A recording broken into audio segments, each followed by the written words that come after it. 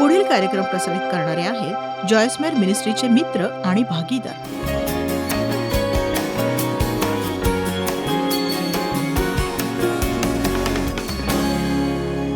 या पहिली गोष्ट ज्यावर आपण विचार केला, बघूया कुणाला आठवतंय का ते? ज्ञान. बरोबर. दुसरी गोष्ट, विश्वास ठेवा की तुम्ही प्रतिकार करू शकता. तिसरी गोष्ट, तयारी करा वेळेआधीच. पुढची गोष्ट, प्रलोभनांची दृश्य टाळा तुम्ही. आता बघा, खरोखर मलाही समजत नाही की तुम्हाला कसं सांगावं की तुम्ही कुणाबरोबर असता, तुम्ही कुणाशी जवळीक साधता किंवा कुणाचं तुम्ही ऐकता, तुम्ही काय पाहता, तुम्ही काय ऐकता, मासिकात काय पाहता तुम्ही, या गोष्टी महत्वाच्या आहेत. आता बघा, हे काही रॉकेट सायन्स नाहीये. जर तुम्ही पुरुष आहात आणि अश्लील चित्रांच्या मासिकांची तुम्हाला समस्या आहे, किंवा तुमची पत्नी तिच्या मासिकात स्त्रियांच्या अंतर्वस्त्रांची जाहिरात पाहत असेल, तर दुपारच्या वेळी तुम्हाला त्यात डोकवायची गरज नाही. बघा, स्वतःशी प्रामाणिक राहून ते कसं करायचं माहित नाही, पण मी सुद्धा एक स्त्री आहे आणि जेव्हा असं साहित्य माझ्या घरात येतं, मी त्याला केराची टोपली दाखवते, कारण माझ्या दिवाणखान्यात अर्धनग्न स्त्रियांची मासिकं नकोयत. मला नाही आवडत ते. पण ती तर मासिकं आहेत. मग तुमच्या मुलांनी किंवा तुमच्या मुलींनी ती पाहिलेली तुम्हाला आवडणार आहेत का? कित्येकदा आपल्याला स्वतःशी झगडावं लागतं. मी धार्मिक दृष्ट्या अति संकोची बनण्याविषयी बोलत नाहीये. तुम्हाला वाटेल की तुम्ही तसे होऊ शकत नाही याविषयी. आपण पुरुषांसारखं होण्याची गरज नाही, जे एखाद्या स्त्रीला पाहून पापात पडू नये म्हणून डोळ्यावर पट्टी बांधतात. त्याविषयी मी मुळीच बोलत नाही. बघा, ज्या गोष्टींसोबत आपण वेळ घालवतो त्याविषयी सावध असायला हवं. धन्य तो पुरुष, म्हणजे सुखी, संपन्न आणि सुदैवी, जो दुर्जनांच्या मसलतीने चालत नाही आणि पाप्यांच्या मार्गात उभा राहत नाही, त्यांचा सल्ला घेत नाही, त्यांच्या योजना विचारत नाही आणि तिरस्कार्यांच्या, थट्टेखोरांच्या, अकार्यक्षम लोकांच्या आसनी बसत नाही, तर तो परमेश्वराच्या नियमशास्त्रात रमतो.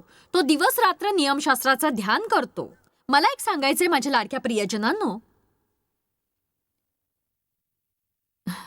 जर तुम्ही आपल्या जेवणाच्या टेबलजवळ दिवसामागून दिवस चहाडखोरांसोबत बसलात, जे तक्रारखोर आहेत, जे कृतघ्न आहेत, जे सतत चुगल्या करत असतात, त्यांच्या सोबत तुम्ही बसलात तर काय होईल माहितीये का तुम्हाला? अगदी लवकरच ते तुम्हाला प्रभावित करतील. आणि ज्या नोकरीविषयी तुम्ही कृतज्ञ होतात, फार आनंदी होतात, फार आभारी होतात, तेच तुम्ही म्हणू लागाल की मला चांगला पगार आहे, पण मला हे आवडत नाही, मला ते आवडत नाहीये, आणि मग मी वैतागले या टेबलजवळ बसून, कारण इथे खिडकीच नाहीये आणि इथे फार थंड आहे किंवा इथे खूपच गरम होतंय वगैरे वगैरे वगैरे. हे चालूच राहील असं. तुमच्यासाठी सर्वोत्तम गोष्ट ही अशा लोकांबरोबर लांबूनच मैत्री ठेवा. हे करताना काळजी घ्या. त्यांना असंही वाटतं कामा नये की तुम्ही त्यांच्यापेक्षा चांगले आहात. तुम्ही त्यांच्यासोबत दर 3 महिन्यातून एकदा जेवण घेऊ शकता. तिथे बसून काही सकारात्मक गोष्टी पेरण्याचा प्रयत्न करू शकता जेव्हा ते नकारात्मक बोलतात. पण ज्या मार्गाने पापी लोक चालतात त्या मार्गात अकार्यक्षम राहून केवळ बसू नका, नुसतं बसू नका, व्यर्थ बसू नका, कारण त्यांचं बोलणं तुमच्या जीवनावर दुष्परिणाम करेल. माझ्या जीवनातली सगळ्यात महत्वाची गोष्ट म्हणजे आपण कुणाशी जवळीक करत आहोत, आपण कुणाच्या जवळ जात आहोत. केवळ सामान्य तोंड ओळख नव्हे, तर कुणासोबत आपण जास्त वेळ घालवतोय. जे लोक आपल्या आसपास असतात त्यांचाच प्रभाव आपल्यावर सगळ्यात जास्त होतो. बायबल म्हणतं, लोखंड लोखंडाला पाणीदार करतं. म्हणून तुम्ही अशा लोकांच्या सहवासात राहा ज्यांच्या वर्तनाने तुमची देवाबरोबरची वाटचाल आणखी उंचावली जाईल. त्यांना तुम्ही उपदेश करू नका, कारण ते तर मुळातच तसे असतात. जेव्हा डेव्हच्या वाढदिवसाची पार्टी होती, आम्ही त्याच्यासोबत गोल्फ खेळणाऱ्या त्याच्या मित्रांनाही आमंत्रित केलं आणि ते मला असं म्हणाले की आपला डेव्ह हा खरंच खूप खूप अद्भुत आहे. त्याचं गोल्फ खेळणं कसंही असो, तो मात्र शांत राहतो, कधीच चिडत नाही. पण बऱ्याच वर्षांपूर्वी जेव्हा मी डेव्हशी लग्न केलं, त्याला गोल्फ खेळायची अतिशय आवड होती आणि मला मात्र जराही, म्हणजे मला नाहीच आवडायचं ते. तरीही मी त्याच्यासोबत खेळायला बाहेर जायचे, गुणी बायको म्हणून, की जर तुला हा खेळ आवडत असेल तर मीही तो आवडून घेईन वगैरे वगैरे. पण पाऊस पडायला लागला तरी तो घरी यायचा नाही. त्याचं लक्ष त्याच्या खेळावरच असायचं, खरंच अगदी खेळावर, फक्त गोल्फवर असायचं. आणि आता तो बदललाय, कारण देव आपल्याला बदलतो. त्याच्यासोबत राहिलो तर आता देव त्याच्या गोल्फच्या मैदानावर इतरांसाठी एक साक्ष आहे की प्रसंग कसाही असला तरी आपल्याला चिडायची गरज नाही. आणि आता त्याला तिथे पाहून इतरांनाही तशीच प्रेरणा मिळते, कारण जिथे जिथे कुठे आपण जातो तिथे आपण ख्रिस्ताचे साक्षी व्हायला हवं. उपदेश न करता सुद्धा आपल्या संपर्कात येणाऱ्या प्रत्येकासाठी संदेश बनायला हवं. आमेन. नीतिसूत्र अध्याय 5 वचन 8. तू आपला मार्ग तिच्यापासून दूर राख. इथे एक चारित्र्यहीन स्त्रीचं उदाहरण दिलेलं आहे. आणि तिच्या घराच्या दाराजवळ जाऊ नको. मोहाच्या प्रत्येक दृश्यापासून दूर राहा. मस्त. व्यभिचाराविषयी आणि त्याच्या परिणामांविषयी बायबल काय म्हणतं हे जर तुम्ही वाचलत आणि त्यावर गांभीर्याने विचार केला तर तुम्ही त्यापासून तसेच पळाल जसे विषारी सापाला पाहून पळाला असतात. आणि मी या विषयावर बोलताना नेहमीच शांतता पसरते, पण मला परवा नाही, कारण चर्चमध्ये शिकवलं पाहिजे हे. आमेन.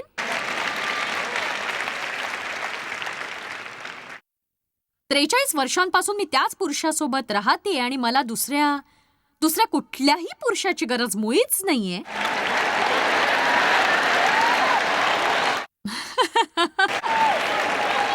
जो आहे त्याच्या सोबतच राहा, कारण पलीकडचं कुरण जास्त हिरवं नाहीये. तुम्हाला तेही छाटावंच लागणार आहे. आम्ही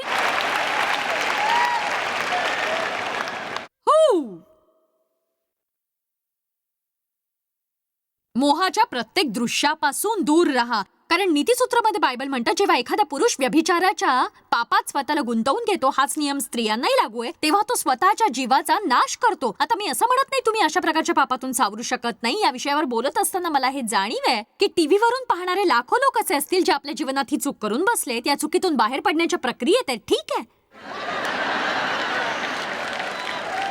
देववचनाकडे लक्ष द्या. मोहापासून पळ काढा. मोहापासून दूर पळा. बघा, लोक मोहात का पडतात? कारण ते त्याच्याशी खेळतात. खरंच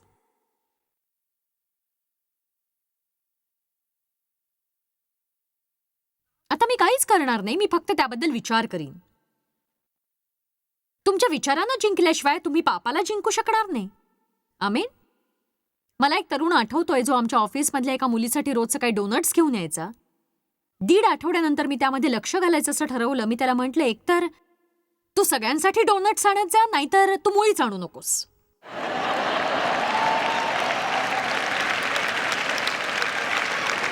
तो आमच्या रेडिओ कार्यक्रमाचा व्यवस्थापक होता आणि मी म्हटलं की तू रेडिओ पुरुष आहेस, डोनट पुरुष नाहीस. अशा प्रकरणांना पूर्णविराम दिलाच पाहिजे. तुम्ही म्हणाल तिच्यासाठी डोनट्स आणण्यात काय गैर होतं? त्यात काहीतरी गैर नक्कीच होतं, कारण मला ते योग्य वाटलं नाही. तो रोज फक्त आणि फक्त तिच्यासाठीच का बरं डोनट्स आणत होता सांगा मला? त्याला कदाचित वाटलं असेल हे तर फक्त डोनट आहे, पण मी सांगू, ती नंतर एक फार मोठी डोकेदुखी झाली असती. बघा, जर तुम्ही एक साप उचलताय तर ही अपेक्षा करू नका की तो डसणारच नाही कधी म्हणून, कारण तो डसणारच. 1 कोरिंथ अध्याय 5 वचन 9 ते 11. या पुलपीठावर मला टेकता येतं म्हणून बरं आहे. मी तुम्हाला आपल्या पत्रात लिहिले होते, पौल म्हणतो तुम्ही जारकर्म्यांची संगत धरू नये, म्हणजे फारच जवळीक करू नये. आता याचा अर्थ असा नाही जे ख्रिस्ती नाहीत त्यांच्यापासून तुम्ही लांब राहा. हीच विचारसरणी आजची मुख्य समस्या आहे. अविश्वासणाऱ्यांना वाटतं आपण त्यांना तुच्छ समजतो म्हणून आपण त्यांना टाळतो. मला ही सुसंधी लाभली आहे की मी आजवर अनेकांना देवाच्या राज्यात फक्त त्यांच्याशी मैत्री केल्यामुळे आणू शकले, पण पुष्कळदा हे घडायला बराचसा अवधी लागला. त्यांना मी भेटवस्तू दिल्या आणि त्यांना बरीचशी मदतही केली, पण तरीही मी त्यांच्याशी एकरूप झाले नाही आणि मी त्यांच्यामध्ये जवळून गुंतले नाही. आमेन. आपण ते पुन्हा पाहूया. नाही म्हणजे हे पूर्णपणे वर्ज्य नाही, पूर्णपणे दूर सारू नका. या जगातल्या सर्व अनैतिक लोकांना किंवा लुबाडणाऱ्यांना, फसवणाऱ्यांना, चोरांना, लोभ्यांना आणि मूर्तीपूजकांना जर असं केलं तर तुम्हाला या जगातून आणि संपूर्ण मानव समाजातून बाहेर पडावं लागेल.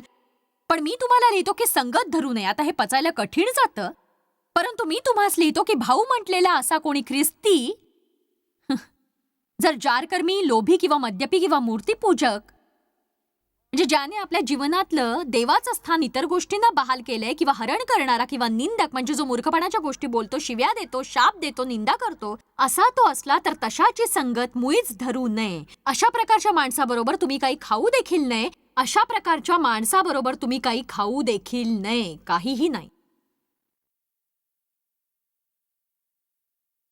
काही म्हणत असतील हा विषय नसता घेतला तर बरं झालं असतं. मला आता एकट्यालाच जेवावं लागेल ना.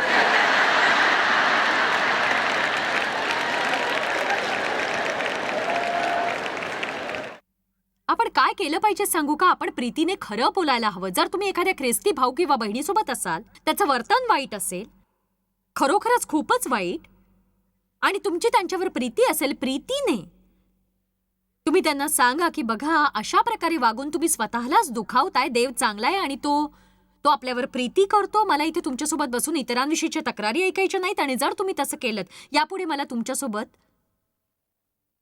मैत्री ठेवता येणार नाही. अजिबात नाही. मला माहित नाही किती लोक साप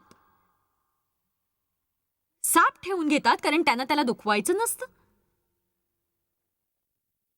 साप, मला ना तुझ्या भावनांना दुखवायचं नाहीये, आणि नाहीतरी सगळ्यांनाच समस्या असतात. हो, खरंय. आणि आपण धीर हा धरायलाच हवा. बायबल म्हणतं प्रीती उपकार करते. मी फक्त एका तक्रारीविषयी बोलत नाहीये, मी तक्रार करत राहण्याच्या स्वभावाविषयी बोलतेय.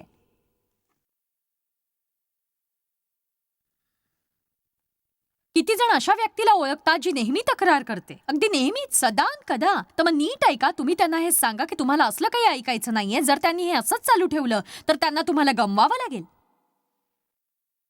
अच्छा, असंच चालू दे, तर मग लक्षात ठेवा तुमचा मेंदू झिजणार आहे. या गोष्टींमध्ये पवित्र आत्म्याचं मार्गदर्शन अनिवार्य असतं, पण तुम्ही पाप्यांच्या मार्गात बसून काही न करता असा विचार करू शकत नाही की याचा तुमच्यावर कसलाच परिणाम होणार नाहीये. असं नाही शक्य. हो, तुम्ही उदाहरण बनू शकता, पण पुन्हा सांगते, जर तुमचं उदाहरण त्यांना प्रभावित करत नसेल आणि जर तुम्हीच दूषित होत असाल तर दुसरा निर्णय घ्यायची वेळ आहे. पण त्यांच्यासोबत जेवूही नका. हे काही मला समजत नाही, मला ठाऊक नाही, पण कदाचित पौल त्यांना हे उदाहरण देऊन सांगत असावा की अशांसोबत किती वेळ घालवावा याविषयी जागरूक राहायला हवं. पण मी याचा काही नियम बनवत नाहीये, आणि मी तुम्हाला हे सांगत नाहीये की तुम्ही नेमकं काय करायला हवं. पण मी माझं म्हणजे तुम्हाला फक्त एवढंच सांगणं आहे की काहीही न करता हातावर हात देऊन नुसतं बसून राहणं आणि अशा प्रकारच्या वर्तनाला खतपाणी घालणं, त्यांना हेही न सांगणं की तुम्ही बदलायला हवं आणि त्यांना हवं तसं वागून देऊन असा विचार करणं मला काहीच होणार नाही, हे फारच वाईट आहे. मी आत्ताच तुमच्या सामाजिक जीवनात ढवळाढवळ केलीये, पण हे वारंवार होत राहणार आहे. त्यात म्हटले दुर्जनांच्या मार्गापासून आणि दुर्जनांपासून सुद्धा दूर राहा. दुर्जनांपासून. किती जणांना माहितीये, जी व्यक्ती देवाचं भय धरते, जी आत्मिक आहे, तिच्यासोबत एक पूर्ण दिवस घालवणं किती छान असतं. आत्मिक दृष्ट्या जे परिपक्व असतात त्यांच्यासोबत वेळ घालवायला मला खरंच खूप आवडतं. मला वाटतं मी त्यांच्याबरोबर आत्मिक गोष्टींवर बोलू शकते, आणि हे केवळ इकडच्या तिकडच्या गप्पा किंवा ज्या आपण नेहमी मारत असतो असं काही टाळण्यासारखं नसतं. आणि पाचवी गोष्ट जी आपल्याला खरोखर समजून घ्यायला हवी, जर आपल्याला मोहावर मात करायचं असेल तर, आणि ती म्हणजे स्वतःवर अतिभरोसा न ठेवणं. मला वाटतं हे खूप महत्वाचं आहे. आज मी तुम्हाला सांगितलेल्या 5 गोष्टी तुम्ही मनावर कोरून ठेवा. त्या 5ही महत्वाच्या आहेत, पण त्यापैकी 2 गोष्टींवर जास्त लक्ष केंद्रित करा. खास करून जर तुम्हाला या 5 गोष्टी लक्षात ठेवणं जड असेल तर 2 लक्षात ठेवा. कुणाबरोबर तुम्ही वेळ घालवता याविषयी सावध असा. स्वतःवर अतिविश्वास ठेवू नका. लोकांना समस्या असण्यामागे मुख्य कारण हे आहे की ते देवावर विसंबून राहत नाहीत, तर स्वतःवरच राहतात. मला आठवतंय, मी अगदी पहिल्या वेळेला देवाचं वचन ऐकत होते तेव्हा त्या वचनाचा सामना करणं खूप जड गेलं मला, कारण माझी वर्तणूक अगदी चुकीची होती. आणि जसं मी खूप वर्षापासून चर्चला जायचे, म्हणजे जावं लागतं म्हणून जायचे आणि मग घरी यायचे, पण कधीच काही बदललं नाही जीवनात. पण जेव्हा मी गंभीरपणे देववचनाचा अभ्यास करू लागले, माझ्या जीवनात ते लागू करू पाहू लागले, तेव्हा मला जाणवलं की मला बदलण्याची गरज आहे. खरंच ज्या गोष्टी आज मी तुम्हाला सांगितल्या त्या मला माहित नव्हत्या, त्या माझ्या लक्षात येण्यासाठी अनेक वर्ष लागली. स्वतःला बदलण्यासाठी बरीच वर्ष खर्च घातलीत. मी प्रयत्न केले, मी योजना आखल्या, मी सतत प्रयत्न केले, मी माझं माझं मी. बघा, एका यशाचं श्रेय उपटण्यासाठी मी स्वतः सर्व काही करू पाहत होते आणि म्हणून मला दुःख सोसावं लागलं. आणि बायबल हेच सांगतं की केवळ नम्र मनुष्यालाच देवाचं सहाय्य मिळत असतं. गर्विष्ठ आणि हट्टी लोकांकडे तो दुर्लक्ष करतो, तो नम्र होऊन मदत मागेपर्यंत. शेवटी गलातिकरास 3:3 मध्ये मला माझ्या समस्येचं उत्तर मिळालं. तुम्ही इतके बुद्धिहीन आहात काय? तुम्ही आत्म्याने प्रारंभ केल्यावर आता देह स्वभावाने पूर्णत्व मिळवू पाहत आहात काय? आत्म्याने प्रारंभ केल्यावर देहाने पूर्ण होऊ पाहता काय? बघा, तुम्ही स्वतःला बदलूच शकत नाही. आज जे काही तुम्ही ऐकताय त्यावरून तुम्ही म्हणाल, आता मी माझी खरोखर खात्री पटलीये, घरी जाऊन मी सगळं काही बदलून टाकणार आहे. नाही, मुळीच नाही. तुम्ही चुकीच्या मार्गाने जाताय. तुम्ही म्हणायला हवं, प्रभू, हे मी व्यवस्थित लिहून काढीन, मी घरी जाईन, मी त्यासाठी प्रार्थना करीन, या गोष्टीविषयी मी अभ्यास करीन. प्रभू, मला तुझ्या मदतीची गरज आहे, कारण तुझ्याशिवाय मी करू शकणार नाही, अजिबात नाही, तुझ्याशिवाय नाही. अनुवाद 8 हा माझ्यासाठी बायबलमधला मौल्यवान अध्याय आहे. तो माझ्यासाठी इतका मोलाचा आहे की मला प्रश्न पडतो, हे मी तुम्हाला कसं सांगावं. मी तो अध्याय जगले. तो इस्रायली लोकांसोबत चालला आणि त्याने म्हटलं, तुला लीन करावे आणि तुझ्या मनात काय आहे, म्हणजे तू त्याच्या आज्ञा पाळशील की नाही याची कसोटी पाहावी, म्हणून तुझा देव परमेश्वर याने तुला चालवले. आपल्या प्रवासातल्या यात्रेचा खडतर भाग आणि वेगवेगळ्या परीक्षा ज्या आपल्याला अजिबात आवडत नाहीत, ती देवाची परीक्षा असते. आपण योग्य ते करतो की नाही हे पाहण्यासाठी देव या गोष्टी आपल्या जीवनात घडू देतो. आणि जरी कित्येकदा आपल्याला काही योग्य घडतंय असं वाटत नाही, तरी ख्रिस्ती या नात्याने आपण केलेले प्रयत्न व्यर्थ नसतात. आमेन. तुम्हाला सुयोग्य परिणाम दिसतीलच, पण बायबल सांगतात चांगले करण्याचा आपण कंटाळा करू नये, कारण आपण न खचलो तर आपल्याला पीक मिळेल. बघा, हे योग्य समयच होणार आहे, पण तो समय आपल्याला ठाऊक नसल्यामुळे आपण अस्वस्थ होतो. असं वाटतं की या रहस्यमय समयाविषयी केवळ देवच सगळं काही जाणतो, आणि म्हणून मधल्या काळात आपण फक्त विश्वास धरावा असं त्याला वाटतं. आणि जरी आपल्याला काही दिसत नसलं, भासत नसलं, आपल्यासाठी काही घडतंय असं वाटत नसलं, तरीही आपण देवावर अंतःकरणापासून विश्वास ठेवायला हवा. आपल्याला बदलायचं असतं, आपल्या जीवनातला बदल आपल्याला पाहायचा असतो, पण हे आपल्याला स्वतःला करता येत नाही. इस्रायली लोकांचंही असंच झालं. आपण सगळेच जण रानातल्या अनुभवातून जातो. आपल्यातला प्रत्येक जण आपल्याला रानातल्या अनुभवातून जावं लागतं तारणानंतर. बघा, तारणानंतर तुम्ही देवाच्या वचनाविषयी ऐकता, वचनदत्त भूमीकडे निघता, पण आपण सगळेजण रानातल्या अनुभवातून जातो जिथे देव आपली पारख करतो. तो आपली पारख करतो केवळ आपल्याला नम्र करण्यासाठी, नम्र आणि दीन नतमस्तक करण्यासाठी. प्रेषित पौल म्हणतो, मला वाटतं ते आहे 2 करिंथ अध्याय 1 मध्ये, तो म्हणतो, आम्ही आमच्या शक्तीपलीकडे अतिशयच दडपले गेलो. ते संकट किती भयंकर होतं आणि ते किती तणावाखाली होते हेही तो सांगतो. तो म्हणतो, आम्ही स्वतःवर भरवसा ठेवू नये म्हणून हे झाले. एक सांगू, तुमच्या जीवनात तुम्ही हाताळू शकत नाही,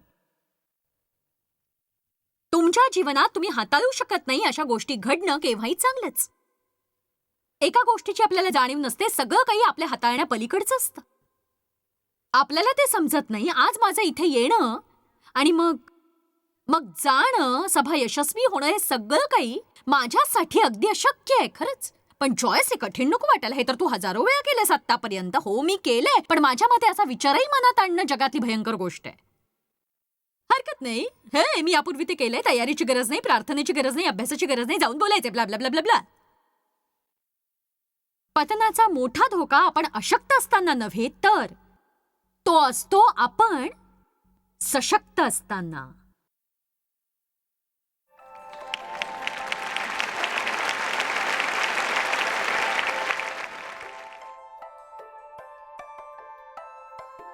आठवडाभर मी मोहावरील प्रेक्षकांच्या प्रश्नांना उत्तर देत होते, आणि मी सांगू इच्छिते, कधीही माघार घेऊ नका. जर तुम्ही टिकून राहाल तर जरूर मात करू शकाल. तर आता जिंजर आमच्यासोबत आहे मोहांवर मात करण्याचे प्रश्न घेऊन. तर जिंजर, मला वाटतं थोडकेच प्रश्न उरले, तेव्हा ते छान असतील असं वाटतंय. तर आम्ही असे काही प्रश्न निवडले जे खरंच छान आहेत. तर तुम्ही संपूर्ण आठवडाभर आम्हाला सांगत होतात की देवासोबत वेळ गुंतवल्यामुळेच आपण बदलतो आणि आपण त्याच्या स्वभावासारखेच होत जातो आणि मोहापासून बचावतो. बरोबर. आणि मोह जो असतो तो कधीच थांबत नाही. त्यामुळे असं होतं की आपल्या जीवनात वेगवेगळ्या समस्या उभ्या राहतात आणि शेनॉन पुढे सुद्धा असेच प्रश्न आहेत की माझी समस्या आहे अधीर होण्याची हम्म. आणि पटकन क्रोधित होण्याची. तर तुम्ही आपल्या स्वभावावर ताबा मिळवून काही हानी होण्यापूर्वी शांत कसे व्हाल? म्हणजे सगळ्यात पहिली गोष्ट मी मोहाविषयी सांगू इच्छिते, जी फक्त तिच्या प्रश्नापुरतीच मर्यादित नाहीये, तर इतरांनाही ती उपयोगी पडेल. ज्या एका गोष्टीमुळे मला मदत मिळाली ती म्हणजे जेव्हा तुमचं नातं ख्रिस्ताद्वारे देवाबरोबरचं घनिष्ठ नातं वैयक्तिक पातळीवर निर्माण होतं, तेव्हा तुम्ही त्याच्यावर अगदी खोलवर प्रीती करू लागता. कारण येशूने म्हटलं, तुमची प्रीती असेल तर तुम्ही आज्ञा पाळाल. आता तो असं म्हणाला नाहीये, जर तुम्ही माझ्या आज्ञा पाळाल तरच मी प्रेम करीन. तो आधीपासूनच प्रीती करतो आपल्यावर, पण आपण आज्ञा पाळून देवाची प्रीती विकत घेत नाही. तो म्हणाला, तुम्ही माझ्यावर प्रीती करता तर माझ्या आज्ञा पाळाल. ज्या मर्यादेपर्यंत आपण ख्रिस्ताच्या आज्ञा पाळतो त्या मर्यादे एवढीच आपली देवावर प्रीती असते. पण देवावरच्या प्रीतीत आपण नक्कीच वाढू शकतो. आपली ख्रिस्तावरच्या प्रीतीची खोली वाढू शकते आणि जितकी तुम्ही एखाद्यावर प्रीती करता तितकं तुम्ही त्या व्यक्तीसाठी बलिदान करायला तयार असता. जरी मोहांचा सामना करणं हे अवघड असलं, मग ती गोष्ट अधीरपणाची असो, राग असो किंवा अन्य काहीही असो, मला समजलंय, कारण माझ्या वैयक्तिक जीवनात या 2 गोष्टींचा मी पुष्कळ काळ सामना केलाय. आणि जेव्हा तुमच्यात रागाची भावना येते तेव्हा त्या क्षणी ताबडतोब तुम्ही असं म्हणायला सुरुवात करा. हे तुम्ही मोठ्यानेही म्हणू शकता, नसेल तर मनातल्या मनात म्हणा, मदत कर प्रभू, मदत कर, मदत कर, मदत कर. आणि मला विश्वास आहे की जरी एखाद्यावर राग न काढणं हे महाकठीण काम असलं तरी, किंवा अधीरपणाला आवर घालणं मुश्किल असलं तरीही, जितकी अधिक प्रीती आपण देवावर करत असतो तितकं अधिक त्याला खुश करण्यासाठी आपण देहाने दुःख सोसायला तयार होतो. खरं तर बायबल हेच शिकवतं. हे आढळतं पेत्र 4 मध्ये.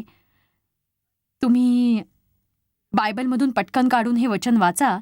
ख्रिस्ताने आपल्यासाठी देहाने दुःख सोसले, तसेच तुम्हीही तेच मनोवृत्तीरूपी शस्त्र धारण करा. म्हणजे हेतुपूर्वक देहाने दुःख सहन करण्याचा निश्चय करा. तुम्ही वेळेआधीच निश्चय करण्याची गरज आहे. ठीक आहे, तर जर देवाला संतोष मिळण्यासाठी मला दुःख सोसावं लागलं तर ते सोसेन मी, पण स्वतःला खुश करण्यापेक्षा देवाला खुश करणं बरं. आपण हे जाणून आहोत की आज जगाची रीत कशी आहे, ते कुणालाही दुःख सोसायला आवडत नाही.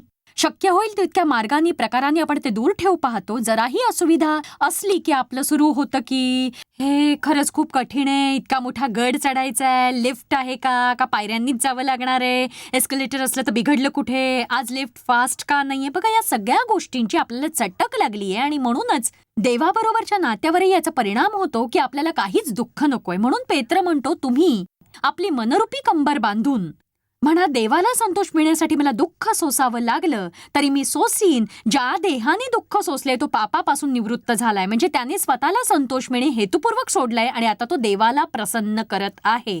पुढचं वचन म्हणतं, तुम्ही आपले उरलेले देहामधील आयुष्य मनुष्यांच्या वासनांप्रमाणे नव्हे तर देवाच्या इच्छेप्रमाणे घालवावे. म्हणजे आपण आता देवाच्या इच्छेखातर जगावे. खरोखर हेच त्यावरचं उत्तर आहे. आज हा कार्यक्रम पाहणारे सगळेच जण देवावर प्रीती करतात असं नाही, पण मला आशा आहे 1 वर्षानंतर मी देवावर अधिक खोल प्रीती करत असेन. तर देवाबरोबरच्या नात्यात आपण वाढत असतो आणि त्याच्याविषयीच्या ज्ञानातही किती अद्भुत आहे तो, आणि त्याचे आशीर्वाद सुद्धा. आपल्या पापांची क्षमा करून त्याने आपल्याला स्वतःबरोबरच्या घनिष्ठ नात्यात ख्रिस्ताद्वारे जोडलं. हे अद्भुत आहे.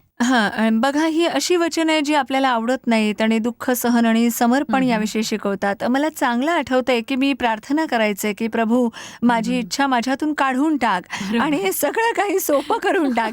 पण देव या गोष्टी कधी करत नाही, कारण त्याला आपल्याला शिकवायचं असतं की त्याची इच्छा आपण कशी स्वीकारावी आणि कठीण परिस्थितीतही आनंदी कसं राहायचं. आणि जेव्हा मोह चालून येतात त्यावर मात कशी करायची, आपल्या दयनीय अवस्थेतून त्याला बाहेर काढायचं असतं ना. मला खरंच माझ्या हृदयात अगदी प्रकर्षाने असं जाणवतंय की काही जणांना मी माझ्या घरी नेऊन शिकवावं. कदाचित खरोखर तुम्ही काही गोष्टींशी झगडत असाल, त्या गोष्टीबरोबर तुमचा झगडा चालूच असेल. पण जर तुम्ही आपला झगडा थांबवलात आणि अधिकाधिक वेळ देवाची आराधना करण्यात घालवावं असं ठरवलं, तर त्याची आज्ञा पाळून तुम्ही त्याच्यावरची प्रीती व्यक्त केलीत, त्याच्या वचनाचा अभ्यास करून देवाची प्रीती जाणून घेतलीत, तर तुम्ही ख्रिस्ताच्या प्रीतीत न्हाऊन निघाल. कारण देवाच्या प्रीतीचं प्रगटीकरणच त्याच्या प्रीतीत वाढायला आपली मदत करत असतं. एक गोष्ट मी नेहमी देवाला विचारते, नित्य नियमाने कित्येकदा दररोज विचारते की आज जेव्हा तू आपल्या प्रीतीचं प्रमाण पटवशील तेव्हा ते मला समजू दे.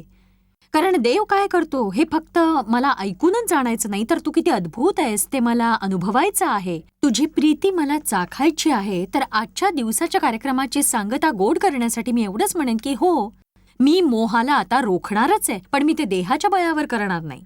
आपल्याला प्रार्थना करावी लागेल, देववचनाचा अभ्यास करावा लागेल आणि देवाच्या प्रीतीत न्हावून निघावं लागेल त्याच्या आज्ञा पाळून. कारण जितकी आपण त्याच्यावर प्रीती करू तितकंच अधिक त्याच्याविषयीच्या ज्ञानात वाढून हो त्याच्या ना, आज्ञा खूपच पाळू. छान आहे. आपलं लक्ष योग्य आमेन. ठिकाणी ठेवणारी गोष्ट आहे ही. खरंय.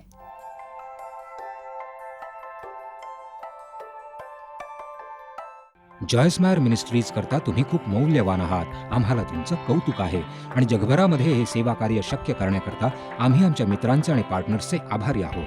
आम्ही एकत्रितपणे भुकेल्यांना खाऊ घालतो, गरिबांना वस्त्र देतो आणि राष्ट्रांना सुवार्ता सांगतो.